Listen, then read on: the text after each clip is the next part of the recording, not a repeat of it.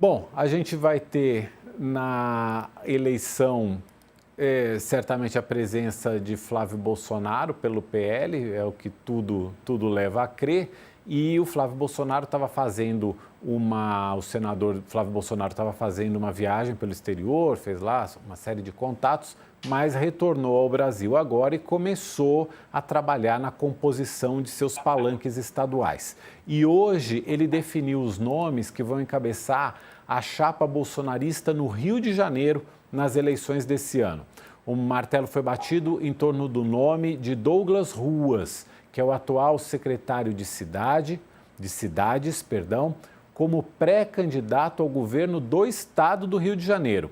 Essa chapa do Ruas será formada com o ex-prefeito de Nova Iguaçu, Rogério Lisboa, que é do Progressistas. O Flávio Bolsonaro elogiou os integrantes da chapa, dizendo que são pessoas experientes e corajosas e que estão saindo da zona de conforto. Já o atual governador Cláudio Castro deve deixar o cargo em abril para registrar sua pré-candidatura ao Senado.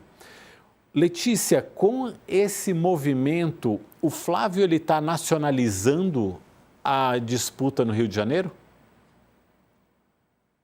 Mauro, eu vou destrinchar aqui para explicar um pouquinho de cada lado dessa história, de todos os lados. Sim, o Flávio Bolsonaro nacionalizou a eleição do governo do Rio de Janeiro ao definir esse palanque que foi anunciado hoje.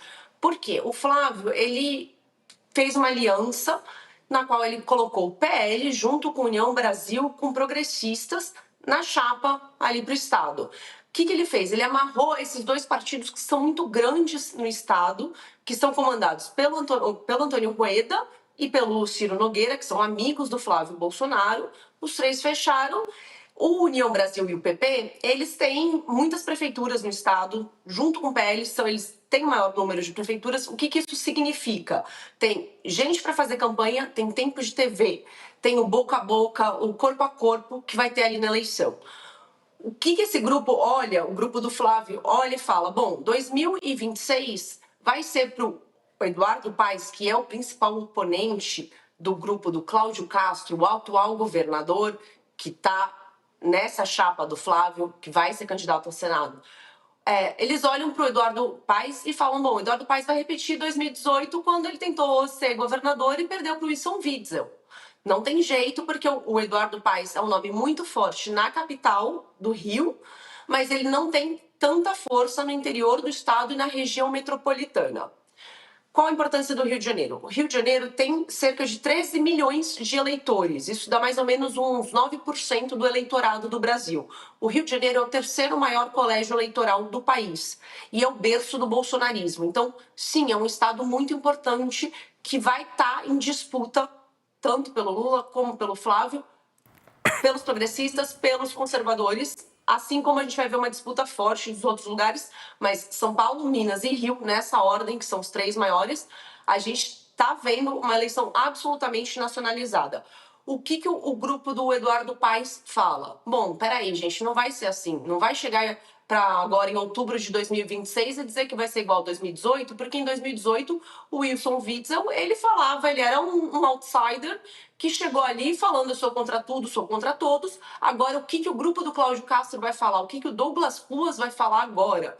Douglas Ruas, ele é Cláudio Castro, ele vai ter que estar apoiando o que aconteceu no Rio de Janeiro nos últimos 8 anos, no governo do Witzel e no governo, principalmente, do Cláudio Castro.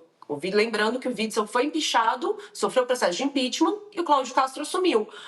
Não tem como ele dizer que é oposição ao que está aí. Ele é absolutamente parte do que está aí. E o eleitor do Rio de Janeiro vai estar o quê? Avaliando o governo Cláudio Castro, se gosta e apoia seu sucessor, um sucessor indicado por ele, ou se vai para o outro lado, num político que já conhece, que é o Eduardo Paes, e aposta na oposição. Assim estão os grupos do Paes e o grupo do Cláudio Castro / Flávio Bolsonaro. E o presidente Lula nessa história toda. Bom, para o Lula já estava precificado que assim, Rio de Janeiro não é exatamente onde ele vai ter o maior sucesso de todos. Nem Rio, nem São Paulo, ele já sabe. Só que ali no Rio de Janeiro ele vai estar no palanque do Eduardo Paes. Ele vai estar... Essa é a solução para ele ali.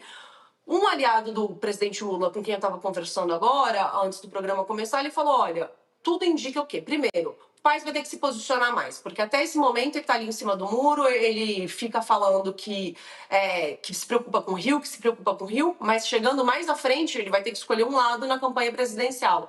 Dois, para o Lula isso já está precificado, só que existe um espaço para o presidente navegar ali, porque a eleição, quando ela vai se estreitando, o eleitor ele vai olhar, mesmo ainda que ele decida votar num governador bolsonarista e num presidente lulista, existe essa possibilidade, não é todo mundo fechado. Então, que segundo os aliados de Lula, o presidente ainda está mais tranquilo do que o Eduardo Paes dentro deste cenário. Mas isso tudo só para amarrar e para finalizar, dizendo que essa cartada do Flávio foi uma cartada importante, ele trouxe aliados, inclusive pessoas com quem o Eduardo Paes estava de olho, ali no governo, para puxar para a chapa dele. O Flávio levou, o Flávio deu uma movimentada no jogo no Rio de Janeiro, e agora as forças vão se movimentar de acordo com esse novo passo, e a esquerda já está dizendo que talvez seja de fato importante todo mundo ir junto do Eduardo Paes e não lançar outros nomes ao governo do estado para aumentar a força do Eduardo Paes para se contrapor com o sucessor do Cláudio Castro e assim fortalecer o palanque do Lula ante o palanque do Flávio Bolsonaro, Mauro. E tem alguns outros componentes aí nessa eleição no Rio. Primeiro que o Douglas Ruas não era o favorito do Cláudio Castro, era o presidente da Alerj, que está preso, né? Que foi preso. Então, já começa daí. Esse é um outro ponto. Então... Diga. Não, é que esse é um ponto muito importante. Exatamente. O Rodrigo Bacelar, que é o presidente da Alerj, que foi afastado, foi preso, ele não só foi afastado e preso, como o celular dele foi apreendido, os celulares dele foram apreendidos, ele está sendo investigado por ordem do Alexandre de Moraes. Então, e ele é uma pessoa muito próxima, muito próxima do Cláudio Castro. E o Cláudio Castro tem uma ligação muito forte com o Flávio Bolsonaro.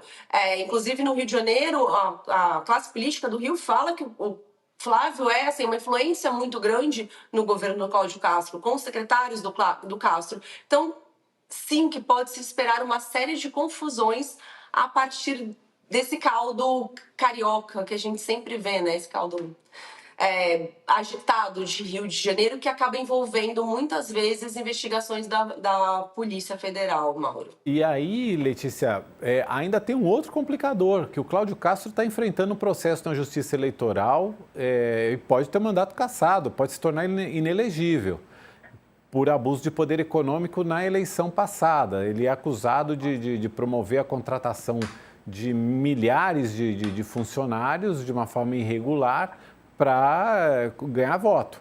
Então, seriam cargos de confiança, alguma coisa assim e tal. Ele está enfrentando, vai ser julgado agora nas próximas semanas. Tem esse complicador também. E para terminar, o Flávio Bolsonaro, o que vai acontecer? O Cláudio Castro vai ter que sair do cargo para poder se candidatar ao Senado. Tem que sair agora em abril. Como o presidente da Câmara, da Assembleia Legislativa foi afastado, o Bacelar foi afastado, ele não pode assumir o governo do Estado, né? O Cláudio Castro era o vice do Witzel, né? Que assumiu o governo, quer dizer, não tem vice. Quem teria que assumir seria o presidente da Alerj, que está afastado. O que vai acontecer no Rio de Janeiro? Eles vão ter que convocar uma eleição indireta. Quem que o Flávio quer que seja o candidato da eleição indireta? O Douglas Ruas, para o Douglas Ruas concorrer ao governo do Rio sentado na cadeira de governador. Nesse ponto, eu acho que o Flávio está certo, é uma estratégia que todo mundo faz, né? Todo mundo faz isso e é a estratégia do Flávio para as eleições do Rio de Janeiro. Agora, quem é o... né? Diga. Desculpa. Pode falar. Não, isso e que teve na eleição seguinte, ele já estava com o Cláudio Castro já estava com outro vice que saiu do cargo e que assumiu um cargo no Tribunal de Contas do Estado. Então, que ele também está fora da jogada, que é o Thiago Pampulha. Só que isso tudo para dizer não tem o número 1, 2, 3. Vai ter, esse grupo quer que o Douglas Ruas seja o nome agora em abril. E essa questão do TSE, o que eles estão fazendo? Eles estão trabalhando para que, assim, o processo que em princípio, deve voltar à pauta agora no começo de março, ali na sessão do dia 10, essa é a expectativa, para que alguém faça um pedido de vista. Porque aí pode suspender, né? Suspende o prazo, evidentemente, é um pedido para analisar mais tempo aquele processo, e postergar, porque daqui a pouco, se eu não me engano, acho que é em agosto, o Cássio Nunes assume o TSE e a pauta, ela depende do presidente. Então tem um jogo político que está rolando nos bastidores e que tem uma movimentação que está sendo feita pelo grupo do Flávio, que é de olho em todos esses fatores. São muitas pecinhas no tabuleiro, como você colocou agora, uma sequência delas. E eles estão tentando mover todas essas peças num tempo justo, curto, mas preciso. E aí, para chegar em outubro, ter só o voto do eleitor, para o eleitor decidir se quer a continuidade de um governo Cláudio Castro, que é o que o Eduardo Paes vai dizer, ou se quer ir para a oposição. Vai ser uma eleição muito interessante no Rio de Janeiro. Essas três, principalmente São Paulo, Minas e Rio, vão ser animadíssimas, Mauro.